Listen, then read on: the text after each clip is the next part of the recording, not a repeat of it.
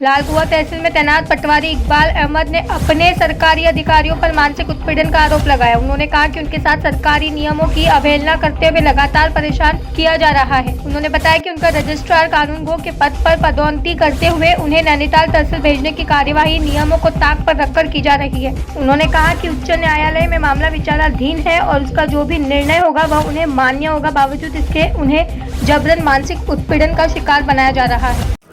हाँ, जिलाधिकारी महोदय के दिनांक 19/10/2020 को एक आदेश हुए हैं, जिस प्रमोशन आदेश हैं, जिसमें नियम विरुद्ध ये हुआ है कि जितने भी यहाँ राजस्व उपनिरीक्षक मैदान में थे उनको यहाँ मैदान में ही प्रतिनियुक्ति दे दी गई। और मैं जो कि मेडिकल बेस पे जिलाधिकारी महोदय के आदेश 14 अगस्त 2015 को मानवीय कार्य और चिकित्सा के आधार पर संबद्ध हूँ।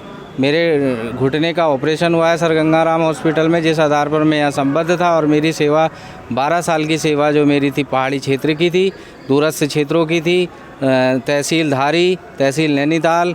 उसके बावजूद मुझे इतने, और मैं राजस्व उपनिरीक्षक मैदानी हूँ, मुझसे ज़बरदस्ती राजस्व उपनिरीक्षक पहाड़ का कार्य कराया गया।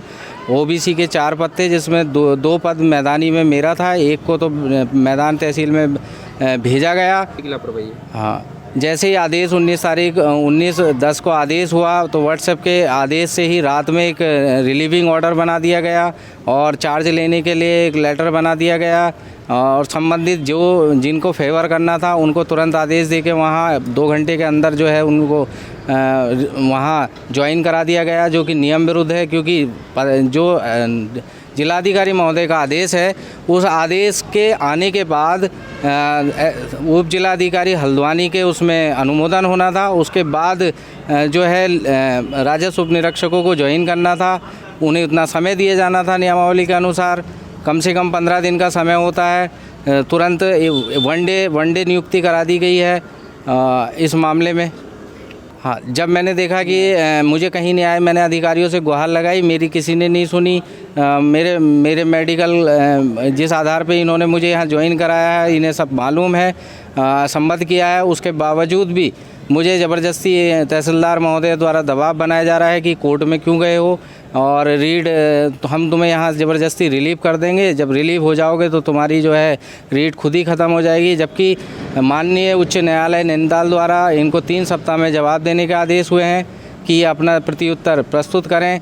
जब मेरा मामला न्यायालय में मेरे द्वारा अवगत करा दिया गया है कि मेरा मामला न्यायालय में विचाराधीन है, तो क्यों ना मुझे इतना समय दिया जाए जिससे कि मैं जो भी माननीय न्यायालय का डिसीजन होगा वो मुझे मान्य होगा और वो अधिकारियों पर भी वैसे ही लागू होता है। न्याय नहीं हुआ, न्याय हो रहा है, नियम बने हैं।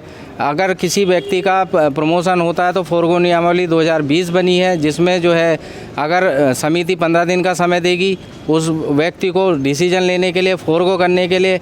यदि 15 दिन का समय निकल जाता तो नियमावली की धारा 3(1) के तहत वो 15 दिन का आवेदन कर सकता है। मैं जैसे ही स्वस्थ होकर यहाँ मैंने ज्वाइनिंग दी तो मैंने अपर उप जिलाधिकारी महोदय हल्द्वानी महोदया को मैंने अपनी एप्लीकेशन दी, जिसमें 15 दिन की मैंने अतिरिक्त मांग की। जो मेरा अधिकार है वो न देकर मुझे ज़बरदस्ती जो है चार्ज मुझे यहाँ से भगाने के लिए, जिससे कि मेरी रीट ख़राब हो, मुझे यहाँ से चले जाए करके इसकी रीट ख़राब हो, मुझे ज़बरदस्ती यहाँ से अमुक्त किया जा रहा है। और अमुक्त प्रमाण पत्र भी जो है वो चार्ज सौंपने के पश्चात बनता है। लेकिन यहाँ पर ऐसा हुआ है कि जिस दिन चार्ज का आदेश बना उसी 20 तारीख को 20/10 को अमुक्त का भी बना है, जो मेरे अब संज्ञान में आया है, और उसी की तामीली के लिए मेरे ऊपर दबाव बनाया जा रहा है।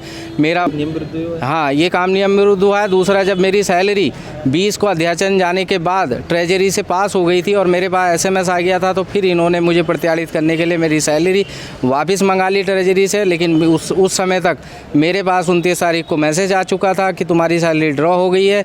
ऐसी प्रत्यार्पणा वाली कार्रवाई मेरे ऊपर की जा रही हैं। मैं यही मांग करता हूं कि मैं भारतीय नागरिक हूं, मुझे भी न्याय पाने का अधिकार है। जब मेरी कोर्ट में रीट याचिका लगी है और आपको प्रत्युत्तर देने के लिए 3 सप्ताह का समय अब होने जा रहा है, तो क्यों ना कोर्ट के डिसीजन तक मुझे न्याय देने के लिए मुझे यहीं पर रखा जाए। और यदि मेरे खिलाफ भी अगर माननीय न्यायालय का डिसीजन आता तो मुझे स्वीकार है, मैं वहाँ ज्वाइन करूँगा। आप देख रहे हैं सक्षम न्यूज़ इंडिया, सबसे पहले सबसे तेज।